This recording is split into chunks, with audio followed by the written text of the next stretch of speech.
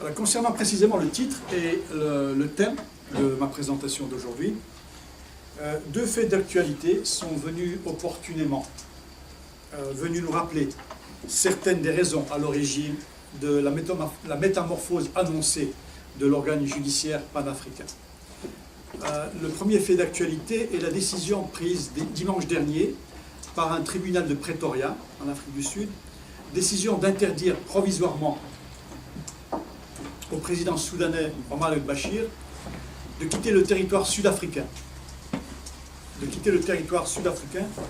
En attendant que la justice de ce pays, la justice sud-africaine, se prononce sur une demande d'arrestation adressée par la Cour pénale internationale, sur la base de 2 mandats d'arrêt lancés par celle-ci.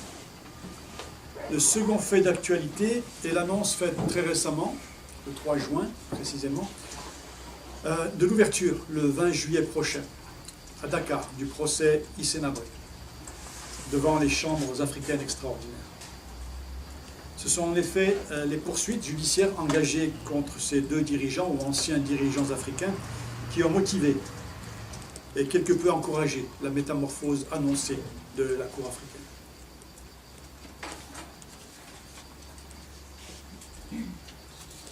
Je vais un petit peu couper, si vous le permettez. Au fin de ma présentation, je vais sacrifier à la tradition du plan dichotomique en 2 parties, 2 sous-parties. Ma première partie sera consacrée à la Cour telle qu'elle existe aujourd'hui, telle qu'elle a été dessinée par le protocole de Ouagadougou de 1998. Ma seconde partie, quant à elle, portera sur l'avenir probable de la Cour, c'est-à-dire sur sa métamorphose, telle qu'elle est annoncée par 2 autres protocoles, à savoir le protocole de Sharm el-Sheikh de 2008 et le protocole de Malabo de juin 2014. Comme vous pouvez le constater, pas moins de 3 protocoles régissent le futur plus ou moins immédiat de la Cour que j'ai le plaisir de servir depuis une dizaine d'années maintenant. 3 protocoles, ce qui me fait penser à la fameuse publicité pour une boisson aux couleurs très locales. 3 protocoles, sinon rien. Avec cette particularité d'avoir un protocole qui vient amender un autre protocole qui n'est pas encore entré en vigueur. Et à ma connaissance, c'est une première dans l'histoire du droit international qu'un protocole vient amender un protocole qui n'est pas encore entré en vigueur. Donc, en résumé, ma première partie portera sur la physionomie actuelle de la Cour et ma seconde partie portera sur la physionomie projetée de la Cour. Donc, la Cour dans sa physionomie actuelle, je procéderai à une brève description de l'organisation, du fonctionnement et de la compétence de la Cour, dans un premier point. Et dans une deuxième sous-partie, je procéderai à une revue tout aussi sommaire des acquis, des principales réalisations de la Cour au cours de ces 9 premières années d'existence. Donc, première sous-partie, organisation, fonctionnement et compétences de la Cour. Je ne connais pas très bien le niveau de connaissance que vous avez de la Cour africaine, c'est la raison pour laquelle je vais me permettre de répéter un certain nombre d'éléments, mais le faire de manière la plus marquante possible, en essayant de me concentrer sur les points essentiels.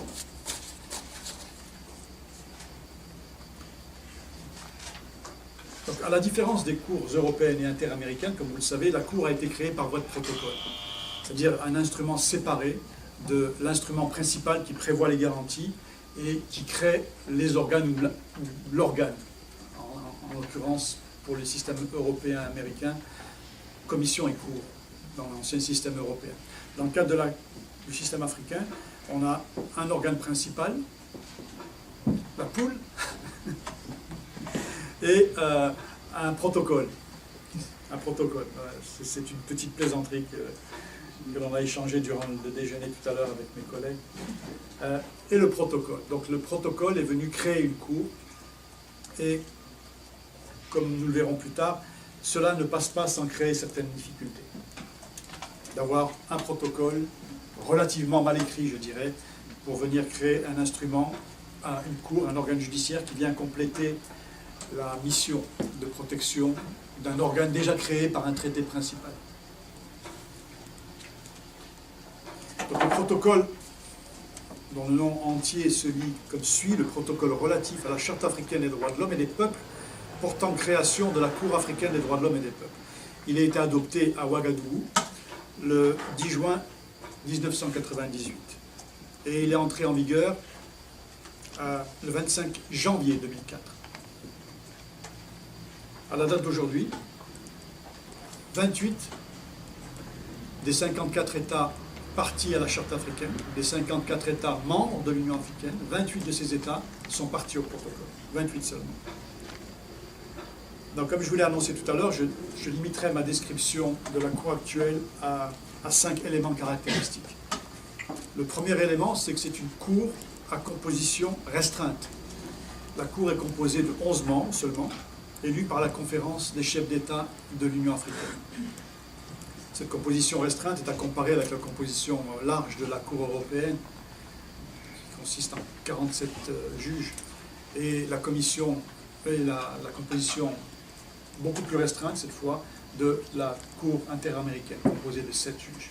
Donc, le mandat des juges est de 6 ans, renouvelable une seule fois, et la première élection des juges a eu lieu en 2006. En janvier 2006, les juges ont prêté serment le 2 juillet 2006. Et c'est à partir de ce moment-là que, personnellement, je considère que la Cour a été établie. Donc la Cour a été créée sur le papier en 1998. Le protocole est entré en vigueur début 2004, 2004. Et la Cour a été établie 2 ans après l'entrée en vigueur du protocole, à savoir le 2 juillet 2006, lors de la prestation de serment des juges à Banjul, devant les chefs d'État et de gouvernement. Donc c'est le premier élément, que c'est une cour à composition restreinte. Deuxième élément, une cour non permanente. Donc les juges exercent leurs activités à temps partiel, à l'exception du président, qui exerce ses fonctions à titre permanent et qui est tenu de résider au siège de la Cour à Arusha et qui perçoit un salaire en conséquence. Donc il est rémunéré sur les fonds de l'Union africaine. La Cour tient 4 sessions par an. C'est ce qui est prévu par notre règlement. 4 sessions par an. Et autant de sessions extraordinaires qu'elle estime nécessaires. À la date d'aujourd'hui, nous avons tenu 37 sessions ordinaires, 37, et 6 sessions extraordinaires. 37 sessions ordinaires, 6 sessions extraordinaires. Mais en fait, toutes les sessions sont extraordinaires. Toujours des surprises. Nos premières sessions, on les a tenues au siège de l'Union africaine, à Addis Abeba, jusqu'à ce que le gouvernement tanzanien mette à notre disposition des locaux, ce qu'il a fait en 2007. Fin 2007, nous avons commencé à siéger à Arusha, et depuis, nous siégeons en permanence à Arusha, sauf 3 fois où nous nous sommes déplacés pour tenir une session itinérante dans un pays autre. 3 fois, donc une fois au Ghana, une deuxième fois à l'île Maurice, et une 3e fois, nous sommes revenus en Éthiopie au mois de décembre dernier. Ça, c'est ma deuxième remarque, donc une cour à temps partiel, non permanente, à la différence de la Cour européenne d'aujourd'hui, et à l'instar de la Cour interaméricaine, qui est également une cour non permanente. Ce qui, bien entendu, ne manque pas d'avoir des répercussions sur le fonctionnement de la Cour, sur ses activités. C'est une cour qui travaille par éclipse. Troisième élément, c'est qu'une cour, et là je mesure mes mots, une cour chichement dotée en termes de ressources humaines et financières. Chichement. Tout est relatif. Le budget de la Cour pour l'année 2015 s'élève à 10 millions de dollars environ. 10 millions de dollars, Il y a 8 millions et des poussières qui proviennent du budget régulier de l'Union africaine. Et le reste, c'est-à-dire 18%, qui proviennent de bailleurs de fonds étrangers, essentiellement l'Union européenne et l'agence de coopération allemande, GIZ, la GIZ. À titre de comparaison, le premier budget de la Cour, celui pour 2006, était de 2 250 000 $, c'est-à-dire 4 fois moins. Donc en l'espace de 9 ans, 2006, oui, aujourd'hui, le budget de la Cour a quadruplé. Concernant maintenant le personnel du greffe de la Cour, les organes politiques de l'Union africaine, ce sont eux qui décident, ce sont eux qui ouvrent les cordons de la bourse, ont autorisé la Cour à recruter 90 personnes. 90 personnes. À ce jour, nous avons recruté 55 personnes. Nous avons un greffe de 55 personnes. Et les 35 postes qui restent à pourvoir le seront d'ici 2018. Donc en fonction de l'enveloppe budgétaire qui pourra être libérée par l'Union africaine. À titre de comparaison, le staff de l'Union européenne, je crois qu'ils ont autour de 300, la Cour européenne, je crois qu'ils ont autour de 300 juristes et autant de traducteurs et d'interprètes. La Cour internationale de justice, que je connais bien, en 1995, quand je suis arrivé, il y avait 50 membres du personnel, tout inclus. Et aujourd'hui, il y a environ 110 personnes. 110 personnes, donc, le double.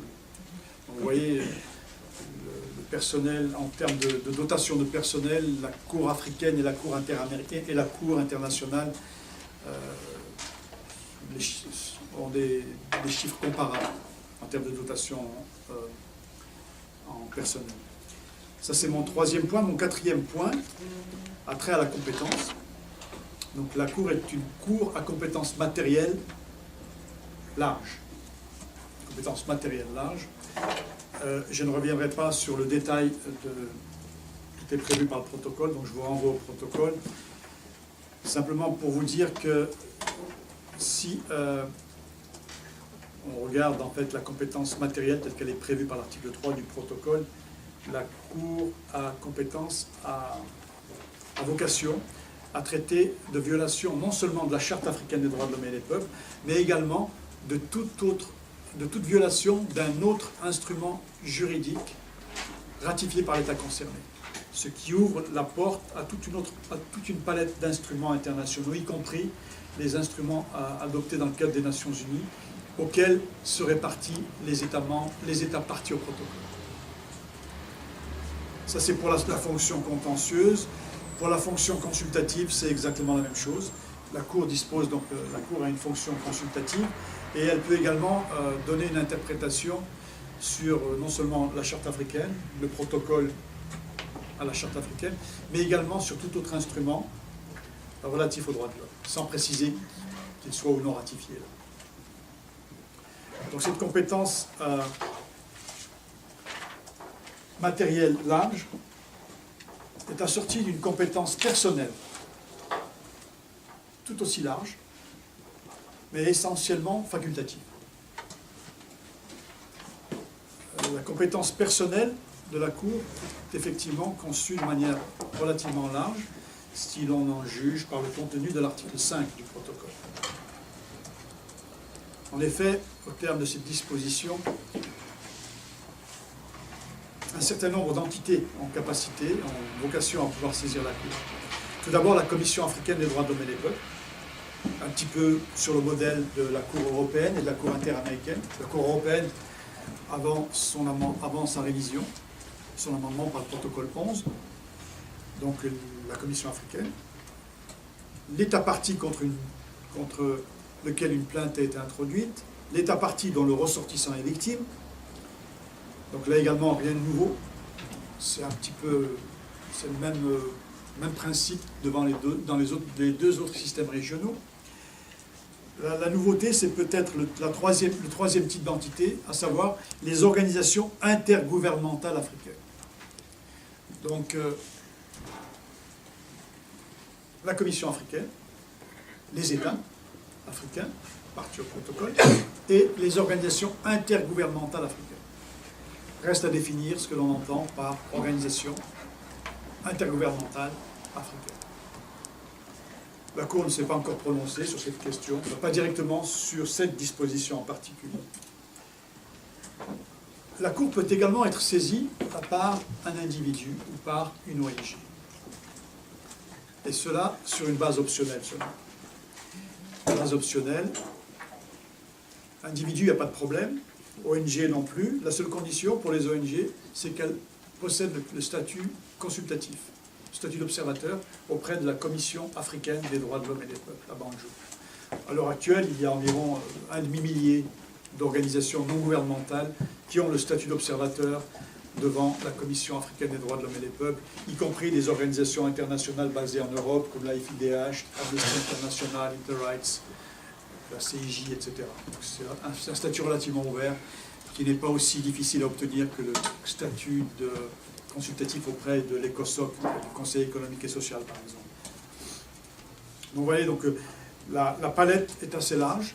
Le seul goulot d'étranglement ici, c'est la compétence facultative, qui est soumis au dépôt d'une déclaration facultative de juridiction obligatoire, un petit peu sur le même modèle de celui de la Cour, la CIJ, article 36.4, ici c'est l'article 34.6.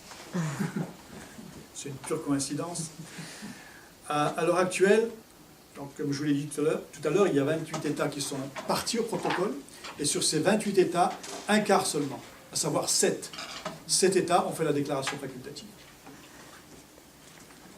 Le Burkina Faso, qui a été le premier à faire cette déclaration, c'est sur son territoire qu'a été adopté le protocole de Ouagadougou. Burkina Faso, Malawi, Mali, Ghana, Tanzanie, Côte d'Ivoire et Rwanda. Je n'en ai pas oublié, je pense, 7, c'est ça? Burkina Faso, Mali, Malawi, Côte d'Ivoire, Tanzanie, Ghana, Rwanda.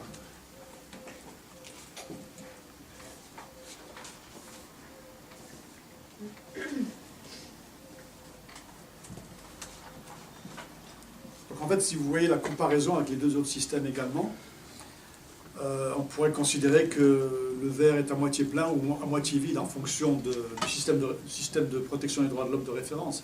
Si on compare au système européen, par exemple, le système africain est relativement faible, dans la mesure où l'individu n'a pas accès direct à la Cour. Il a accès direct, mais sur une base facultative seulement. Sur une base facultative. Et ça, c'est dans l'état actuel du système européen. Mais dans l'état qui prévalait avant 1998, l'individu n'avait pas accès à la Cour. Seule la Commission européenne des droits de l'homme et les États intéressés avaient accès à la Cour, et encore sur une base facultative. Il y avait une clause de juridiction, les articles 25, 46, je ne sais plus, de l'ancienne Convention. Donc voilà pour le système européen. Et si on compare maintenant le système africain au système interaméricain, on peut considérer que le système africain est relativement généreux. Dans le cadre interaméricain, les individus n'ont pas non plus accès direct à la Cour. Seule la Commission et les États intéressés, comme dans l'ancien système européen, ont accès direct à la Cour interaméricaine. Les individus, par contre, ont accès à la Commission. Donc il y a toujours le filtre de la Commission. Comme les États, les individus comme les États, les individus sur une base automatique, les États sur une base optionnelle, ont accès à la Commission, mais pas à la Cour. Donc vous voyez, le système africain, en fait, d'une certaine manière, est à mi-chemin entre le système interaméricain et le système européen, tel qu'il existe aujourd'hui. J'en ai terminé avec ma première sous-partie, qui traitait du fonctionnement et de la compétence de l'organisation de la Cour. J'en arrive à la deuxième sous-partie, consacrée aux principales réalisations de la Cour.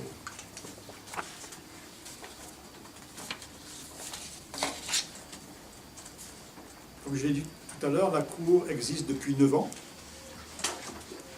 Ces 3 premières années ont été relativement laborieuses, très intéressantes, assez frustrantes au niveau judiciaire. Mais au niveau de l'aventure institutionnelle, ça a été très intéressant. La Cour, effectivement, était essentiellement occupée par son opérationnalisation, à savoir la recherche de locaux. On a passé pas mal de temps à visiter des locaux que le gouvernement proposait. On a été occupé à trouver des systèmes d'interprétation simultanée, pour ne pas dire chercher des systèmes informatiques. On a un peu tout fait. On a passé aussi beaucoup de temps à négocier avec les organes politiques de l'Union africaine pour arracher un budget.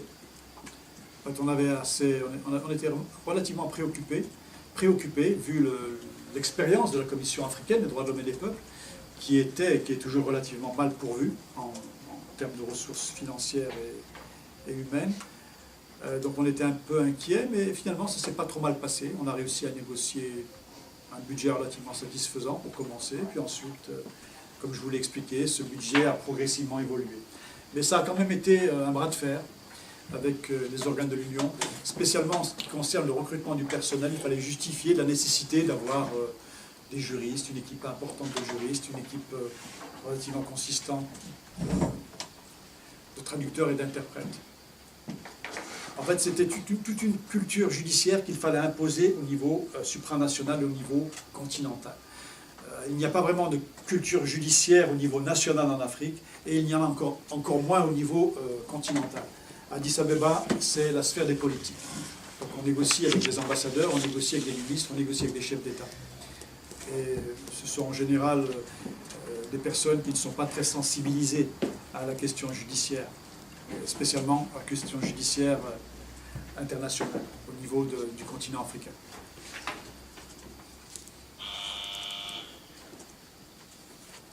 Donc nous avons dû négocier donc, un organigramme pour le greffe. Ensuite, il a fallu également recruter le personnel, qui a été ça a été également un exercice relativement difficile, parce que nous devions nous occuper nous-mêmes de la présélection, de la sélection, de la publicisation, dans quelle langue, dans quels journaux. Tout ça, c'est des petits problèmes techniques, c'est du travail invisible, mais par où la Cour est passée, ils sont passés par là. Donc nous avons recruté finalement par étapes une dizaine de personnes, puis une quinzaine, une vingtaine. Aujourd'hui, comme je vous l'ai dit, nous sommes 55. Les principales carences concernent les deux piliers d'une cour internationale, à savoir le service juridique, le département des affaires juridiques et le département des affaires linguistiques. S'agissant d'une cour qui travaille en plusieurs langues, nous avons 5 langues officielles, en fait les langues officielles de l'Union africaine, à savoir le français, l'anglais, l'arabe, le portugais et le swahili. Et nous avons consacré les mêmes types de langues comme langue officielle de la Cour, mais en pratique nous travaillons dans 2 langues seulement, le français et l'anglais. Mais même dans ces 2 langues, nous avons déjà beaucoup de problèmes à pouvoir assurer la cohérence des textes, la cohérence des propos aussi qui sont rapportés de manière par voie d'interprétation simultanée. Et là, nous avons maintenant un collègue portugais donc, qui fait un peu d'honneur de parler en portugais. Donc je me suis à la session dernière, il était 5h30, et là il a demandé la parole en portugais, et la présidente lui a dit s'il te plaît, parle en anglais, là, on est tous fatigués. Donc voilà, il y a toujours le côté politique qui vient aussi interférer avec le côté juridique et le côté judiciaire. Dans 4 langues, nous avons également 2 collègues, enfin 2 juges qui sont ressortissants d'un pays du Maghreb, moi-même et mon collègue Ben Hachoud de Tunisie. Donc, la langue arabe est également une langue de travail, mais les arrêts sont rédigés dans les 2 langues pour l'instant. Dans les 2 langues, ils seront traduits peut-être, c'est remis aux langues tanzaniennes. Mais c'est quand même important, les États exigent que les prononcés judiciaires, spécialement quand ils sont dirigés contre eux, comme par exemple une ordonnance, 2 ordonnances que la Cour a prises à l'encontre de la Libye, avant et après la Révolution. Nous avons dû les traduire en arabe, pour des raisons de principe. Sinon, ils ne sont pas pris en considération par l'État concerné. Nous avons également dû rédiger les conditions de service pour les juges, les émoluments, les perdièmes, les transports, tout ce qui a trait en fait au statut du juge international. Nous avons également négocié et conclu un accord de siège avec la Tanzanie, négociation d'un accord de siège, les conclusions. La négociation prend du temps, la conclusion encore plus. Et enfin, l'élaboration du règlement de la Cour. Ce qui n'a pas été très facile. À mes yeux, ça a été l'exercice le plus long et le plus laborieux auquel j'ai dû participer au sein de la Cour. Il a duré 3 ans. Un exercice qui a duré 3 ans. Bon, je passerai sur les détails. Je dirais simplement que le principal point d'achoppement, la principale difficulté, a été d'organiser les relations de complémentarité avec la Commission africaine. La Commission africaine des droits de l'homme et des peuples. Donc nous étions une cour, 2006.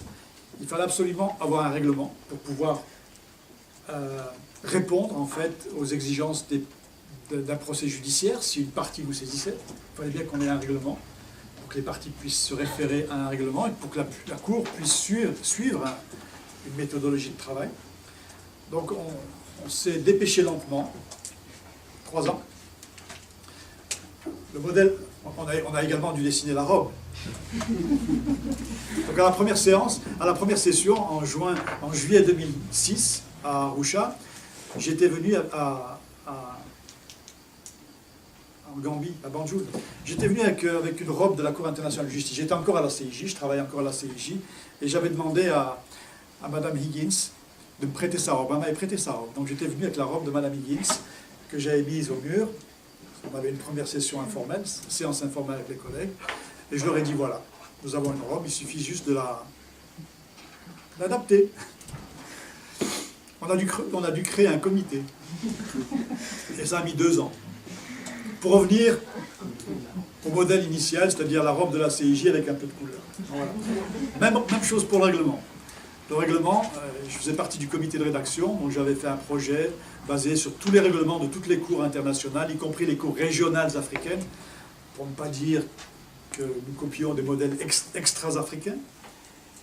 Et ce modèle a été plus ou moins rejeté, charcuté, etc. Finalement, dans l'ensemble, il s'inspire de celui de la CIJ, mais avec certaines incohérences que seul le processus de négociation peut expliquer. Donc, nous sommes en train de le réviser. Il y a quelques éléments qui ont été escamotés dans ce règlement. Donc voilà pour cette question du règlement, avec la parenthèse que j'avais ouverte concernant les relations particulières entre la Commission et la Cour.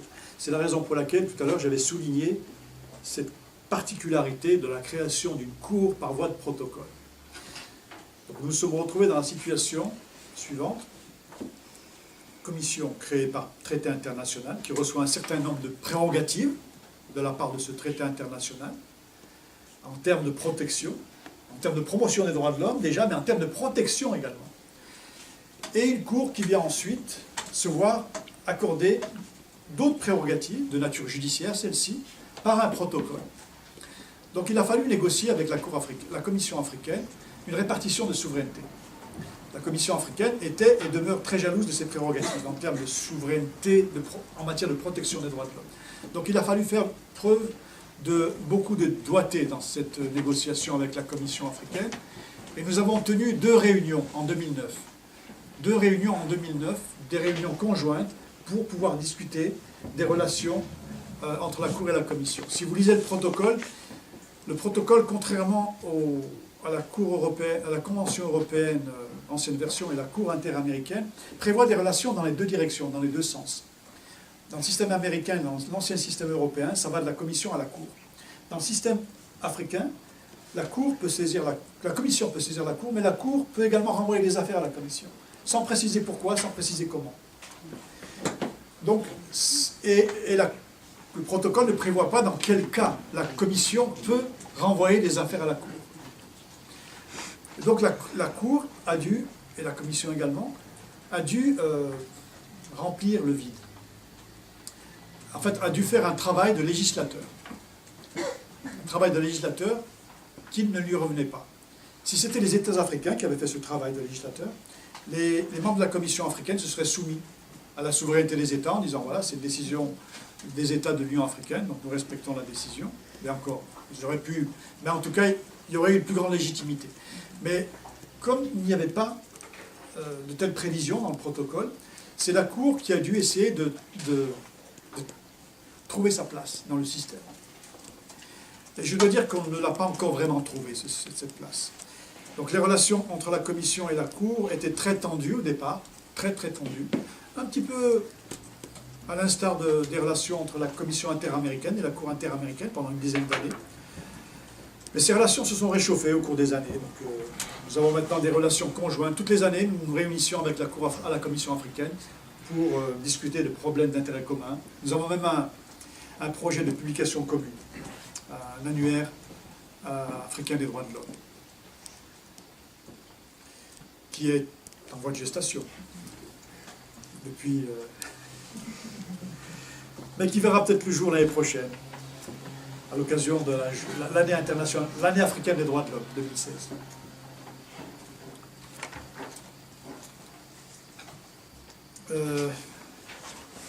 Voilà. Donc, en fait, nous avons adopté notre règlement. Les 2 règlements définitifs de la Commission et de la Cour ont été élaborés à la lumière de ces discussions interorganes. Donc la Cour a adopté son règlement définitif, je dirais définitif, rien n'est définitif, mais finalisé, je dirais, le 2 juin 2010, et la Commission, 2 mois plus tard, le 18 août 2010. Donc si vous vous référez au règlement des 2 organes, vous verrez qu'il y a des dispositions qui touchent aux relations entre les 2 organes. Donc, au niveau de l'activité judiciaire, j'imagine que c'est ça qui vous intéresse le plus, et sur lequel je serai encore plus bref, je me contenterai d'indiquer que pour l'heure, la Cour a rendu un arrêt sur les exceptions préliminaires, 3 arrêts sur le fond, 2 arrêts sur les réparations. Et là, nous avons rendu un arrêt il y a 15 jours sur les réparations. Il m'a échappé celui-là. Ouais, il n'est pas encore. Il est sur le site, pourtant. J'ai vérifié sur le site, dans l'affaire Zombo. D'accord. Ouais. Donc 2 arrêts sur les réparations, 4 arrêts d'incompétence,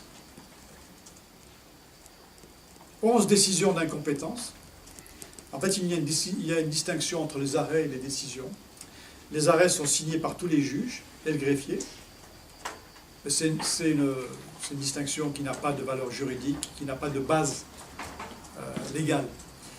Donc les arrêts sont signés par tous les juges, alors que les décisions d'incompétence sont signées par le président et le greffier seulement. Mais tous les noms des juges figurent. Donc ce sont des décisions, ce sont des prononcés judiciaires pris par la Cour elle-même. Mais dans un cas, ils sont signés par le président et le greffier seulement, on appelle ça des décisions.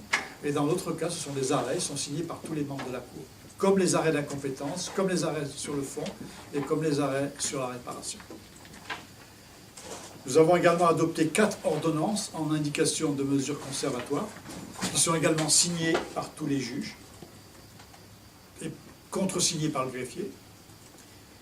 Et nous avons également rendu un avis consultatif, au mois de décembre dernier. Un avis consultatif. Donc à l'heure actuelle, il y a encore 23 affaires contentieuses pendantes, 23, essentiellement introduites contre la République unie de Tanzanie, essentiellement, et une demande d'avis consultatif pendante. J'en arrive maintenant au second volet de ma présentation.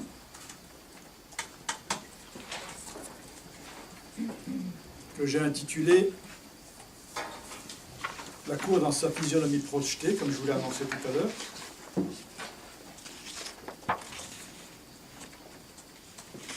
Donc 2 protocoles sont à l'origine de cette métamorphose annoncée. Le protocole de Sharm el-Sheikh du 1er juillet 2008 et le protocole de Malabo du 27 juin 2014. Là encore, j'ai prévu 2 sous-parties. La première partie est intitulée « Le protocole de Sharm el-Sheikh du 1er juillet 2008 » ou la création d'une nouvelle cour à compétences élargies. En fait, c'est un protocole qui porte fusion de 2 cours.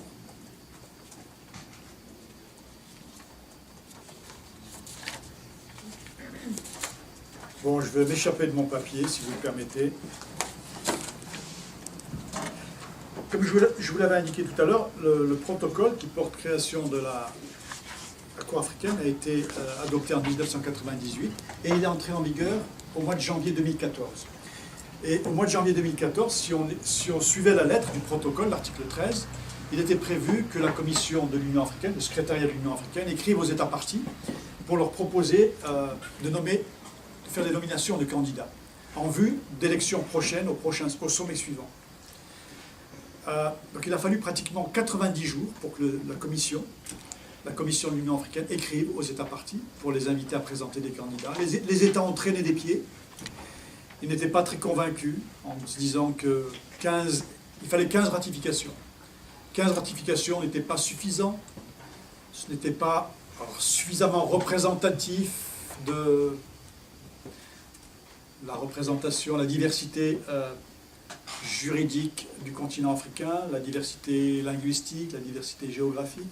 Mais bon, ça c'est une question qui est normalement propre aux législateurs. Quand je dis législateurs, aux chefs d'État qui ont négocié et adopté le protocole prévoyait 15. Si on avait voulu prévoir une majorité de 2/3 pour assurer justement cette représentation la plus large possible, on l'aurait prévu dans le protocole.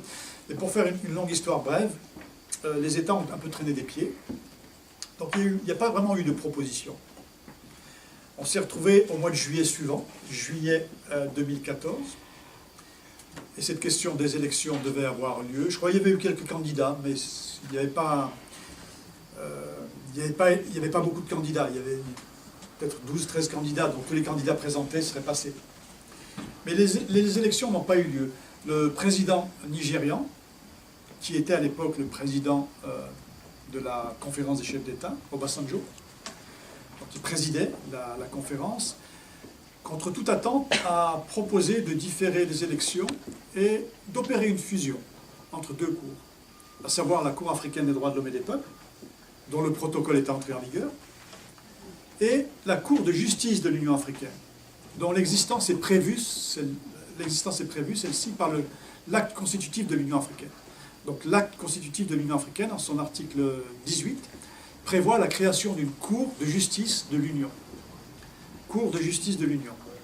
Un petit peu à l'instar de la Cour de justice de l'Union européenne.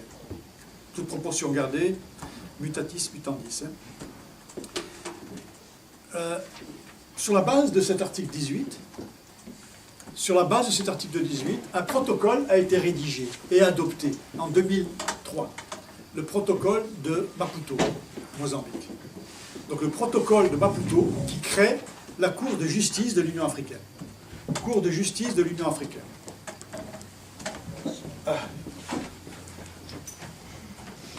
Alors j'aurais bien aimé faire une sieste aussi. Excuse-moi.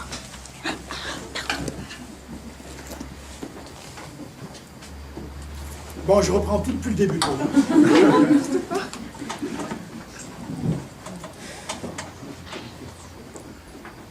Donc le protocole de Maputo, qui crée la Cour de justice de l'Union africaine, et cette Cour de justice, au terme de ce protocole, possédait 3 types de compétences. Une compétence de droit international général, toute question de droit international, elle peut trancher toute question de droit international, un peu à l'instar de la CIJ.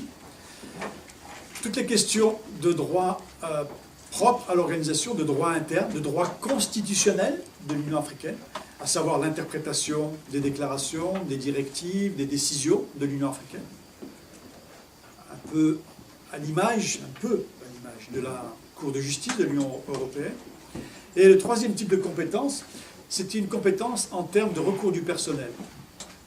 Un petit peu à l'image de l'ancien tribunal administratif des Nations Unies ou de l'actuel système de justice interne, le tribunal de contentieux administratif qui existe actuellement au sein des Nations Unies. Donc 3 types de compétences, générales, constitutionnelles et recours du personnel.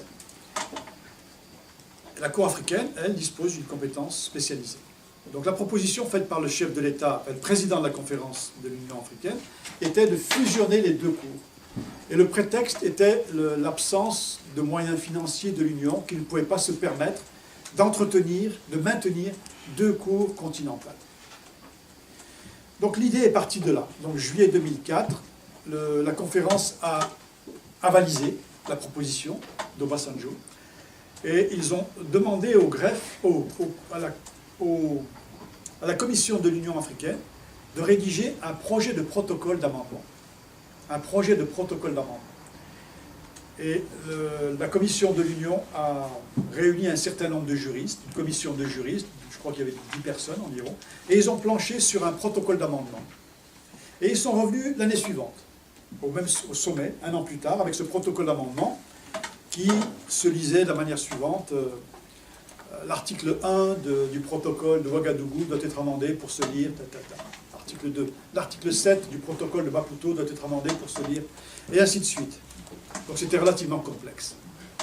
C'était relativement complexe, et en plus, au niveau de la technique juridique pure, pour que la Cour fusionnée puisse être établie, il fallait la ratification de 3 protocoles. Le protocole de Maputo, le protocole de Ouagadougou, et le nouveau protocole d'amendement. Donc en juillet 2015, ce projet a été soumis à la conférence des chefs d'État qui l'ont repoussé en disant que c'était trop compliqué. Et le ministre des Affaires étrangères de l'Algérie, à l'époque, M. Mohamed Bedjaoui, l'ancien président de la Cour internationale de justice, a dit pourquoi ne pas écrire un protocole unique, créer une cour unique avec un instrument unique. Et la conférence a accepté sa proposition, et donc il y a une résolution qui a été adoptée pour avaliser cette proposition, et le gouvernement algérien a même proposé son assistance technique pour pouvoir rédiger le protocole. Donc ce qui a été fait. Donc il y a un avant-projet qui a été écrit à Alger, il y a eu une réunion d'experts qui s'est tenue en décembre 2015. Pardon 2005. Ah, 2005. 2005, décembre 2015. Et en fait, ça a pris 3 ans. Ça a pris 3 ans. Ça a pris 3 ans pour qu'un protocole soit finalement adopté, que le protocole portant statut de la Cour africaine de justice et des droits de l'homme, soit adopté à Sharm el-Sheikh le 1er juillet 2008. Protocole de Sharm el-Sheikh. Donc il y a eu pas mal de petits problèmes pour ce protocole. Essentiellement 2 problèmes qui ont occupé pas mal les diplomates. En fait, je faisais partie de l'équipe de négociation, de l'équipe de rédaction. Et quand ce protocole, quand on devait rédiger, l'idée était que 10 ans après l'adoption du protocole de Ouagadougou, il serait beaucoup plus simple, beaucoup plus facile d'amener les États à accepter une compétence obligatoire pour connaître des requêtes individuelles.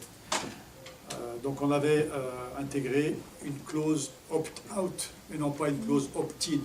C'est-à-dire on avait prévu une compétence obligatoire libre aux États, lors de la ratification, d'exprimer l'opinion contraire. Et on avait également prévu une entrée en vigueur accélérée de ce protocole pour tous les États qui avaient déjà ratifié les autres protocoles. Donc les diplomates ont fait marche arrière sur ces 2 points. Ils sont revenus au système de la déclaration facultative et se réfugiant derrière le principe de légitimité populaire, on dit non, nous devons reconsulter notre base, la base populaire. Donc ce sont les parlements qui ont, ce qui est un argument légitime d'une certaine manière, ce sont les parlements qui ont ratifié les protocoles. S'agissant d'un nouveau protocole, il faut qu'on repasse devant la case Parlement. Donc voilà, 1er juillet 2008, protocole de Sharm el-Sheikh. En fait, le jour même où ce protocole était adopté, donc non, je veux dire quand même quelques mots sur ce protocole. Ce protocole avait, donc, il a en particularité de prévoir 4 types de compétences. Donc les 3 types de compétences dont je vous ai parlé tout à l'heure. Droit international général, droit constitutionnel africain, de l'Union africaine, droit de l'Union africaine, recours du personnel, plus droit de l'homme. Donc plus droit de l'homme. Donc l'idée qui est consacrée par ce protocole, c'est de prévoir une cour de 16 juges, dont le seul président et le vice-président seraient à temps plein, avec 2 sections. Une section des affaires générales et une section des droits de l'homme. 2 sections. Au niveau de l'organisation. Sur le papier, c'est tout simple. Bien entendu, le greffe devait également suivre. En termes de proportion, en termes de compétences. Bien sûr, les compétences pour être juge à la Cour internationale de justice ou être juge à la Cour européenne ne sont pas les mêmes, ou à la Cour du Luxembourg. Donc Donc là, il faudrait également trouver des juges qui puissent connaître les 4 types de dossiers. Au cours du personnel, qui est une matière très spécialisée. Par exemple, au tribunal du contentieux des Nations Unies, ils avaient au départ, ils recrutaient des universitaires, comme Thierry par exemple. Beaucoup d'universitaires ont fait partie du tribunal administratif des Nations Unies et continuent à faire partie, comme Mme Brigitte Stern, des tribunaux de la Banque mondiale, du FMI. Aux Nations Unies, ils ont fait marche arrière en disant non, il nous faut des gens du contentieux administratif. Donc quand ils ont réformé le système, il y a 5-6 ans, une dizaine d'années, je ne me souviens plus, ils ont exigé que les candidats aient une expérience en droit administratif. Maintenant, en fait, ils reviennent un peu là-dessus. Ils essaient de maintenir un pourcentage parce qu'ils s'aperçoivent qu'il faut également des internationalistes. Donc il y a un pourcentage d'internationalistes, un pourcentage d'administrativistes. Donc voilà, simplement pour résumer la difficulté d'avoir des personnes qui ont tous les types de compétences, tant au niveau de la Cour qu'au niveau du greffe. Si vous le voulez, je vais aller assez rapidement. Je reviendrai sur les problèmes potentiels que cette Cour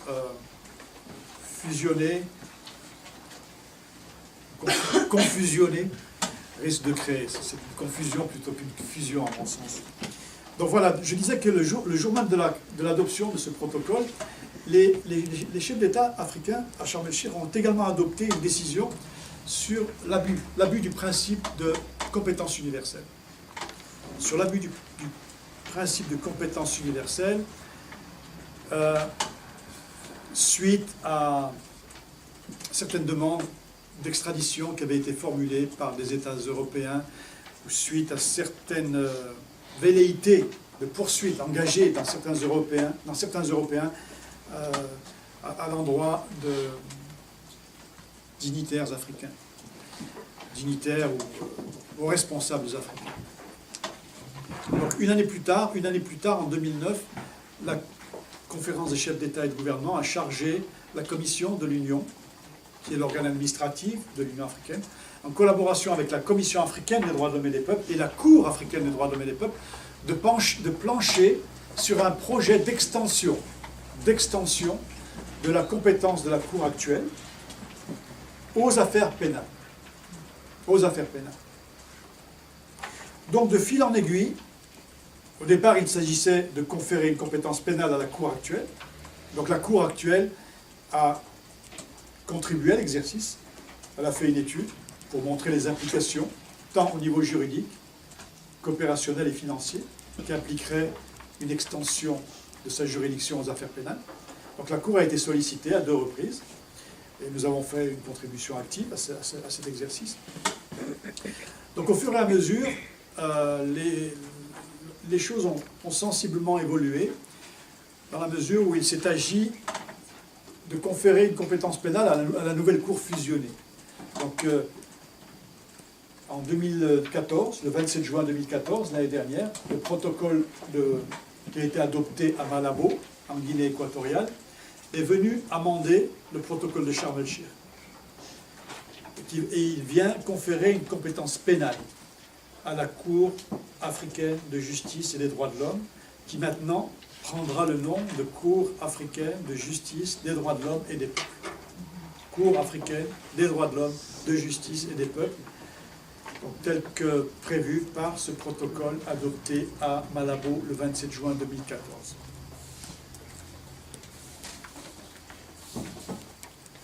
Donc cette nouvelle Cour, une fois que ce protocole entrera en vigueur, bon, pour votre information, le protocole de Sharm el-Sheikh, qui crée la Cour fusionnée, n'a été ratifié que par 5 États à l'heure actuelle. 5 États seulement, il en faut 15, il faut 15 ratifications. Et donc cette Cour fusionnée, qui possède déjà 4 types de compétences, se voit maintenant conférer un 5e type de compétence, la compétence pénale, par le 3e protocole, le protocole de Malabo. Je vous ferai faire un petit exercice tout à l'heure, si vous le permettez, sans que vous puissiez consulter vos notes pour voir si vous avez retenu un petit peu de la chronologie que je viens de faire. Vous comprenez pourquoi j'ai pris des notes avec moi? Ils n'ont pas pensé aux enseignants qui devaient après expliquer tout ça.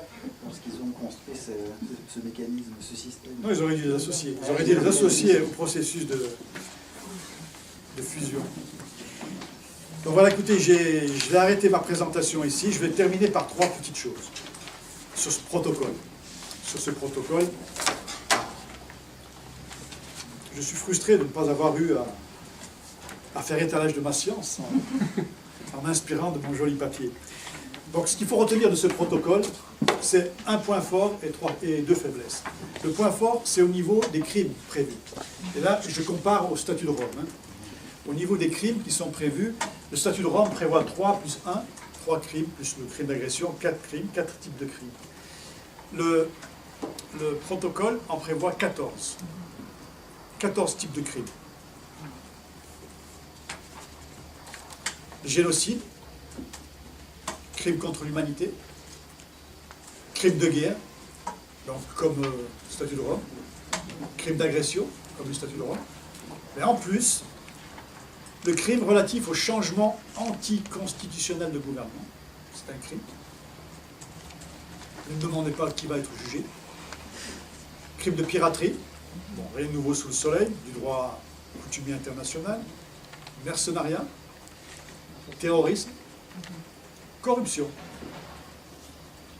blanchiment d'argent, traite des personnes, trafic illicite de stupéfiants, trafic illicite de déchets dangereux, exploitation illicite des ressources naturelles, ça c'est très intéressant, exploitation illicite des ressources naturelles. Mais c'est tout. Donc 14 chefs de crime, 14. Ça c'est le point fort, et encore la conférence peut, sur consensus, allonger cette liste. Ça, ce serait le point fort. Les 2 points faibles concernent d'une part la question des immunités. Ce protocole contient un article 46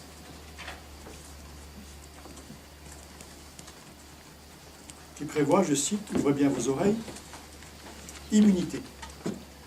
Aucune procédure pénale n'est engagée ni poursuivie contre un chef d'État ou de gouvernement de l'Union africaine en fonction ou toute autre personne agissant ou habilitée à agir en cette qualité ou tout autre responsable public en raison de ses fonctions. Fin de citation. Entre autres termes, contrairement au statut de Rome, le protocole de Malabo prévoit l'immunité pour les chefs d'État en exercice et les hauts responsables, sans préciser qu'est-ce qu'un haut responsable. Qu'est-ce qu'un haut responsable public? Est-ce qu'un capitaine est un haut responsable public? Est-ce qu'un commissaire de police est un responsable? Voilà, donc ça c'est le talon d'Achille de ce protocole. Le deuxième talon d'Achille, c'est que le protocole ne mentionne en aucune manière, à aucun endroit, la Cour pénale internationale. Il ne prévoit pas les relations de complémentarité entre les 2 institutions. Il prévoit bien une disposition qui est l'article 46A, intitulé compétences complémentaires. Mais cette disposition traite uniquement des relations de complémentarité avec les cours nationales et les cours régionales africaines, créées dans le cadre des communautés économiques régionales. Donc, pas un mot sur la Cour pénale internationale. Donc, voilà grosso modo ce que j'avais à vous dire sur la métamorphose annoncée de la Cour africaine des droits de l'homme et des peuples. Et je terminerai sur une citation de Pline l'Ancien, qui disait que de l'Afrique, il sort toujours du nouveau. Je lis très mal le latin. Ex Africa, semper aliquivit novi. De l'Afrique, il sort toujours du nouveau. Et en fait, les chefs d'État n'arrêtent pas de confirmer en fait, les propos de Pline l'Ancien. Il sort toujours du nouveau du continent africain, parfois pour le mieux, parfois pour le pire. Donc voilà, donc les États africains, les chefs d'États africains font preuve de beaucoup d'imagination législative. En fait, c'est un continent très prolifique. L'Union africaine, en particulier, est très prolifique en termes de normes. Le seul problème, c'est la mise en œuvre. C'est la mise en œuvre, mais comme partout ailleurs d'ailleurs. Mais au niveau de de la production législative. C'est très très intéressant. Si vous lisez par exemple le protocole sur la corruption, contre la lutte contre la corruption, c'est extraordinaire. C'est la fin de tous les problèmes de l'Afrique si ce protocole était appliqué. Voilà, donc il ne me reste plus qu'à vous remercier de votre attention patiente et aimable. Et je suis à votre disposition pour répondre à vos questions, si vous en avez.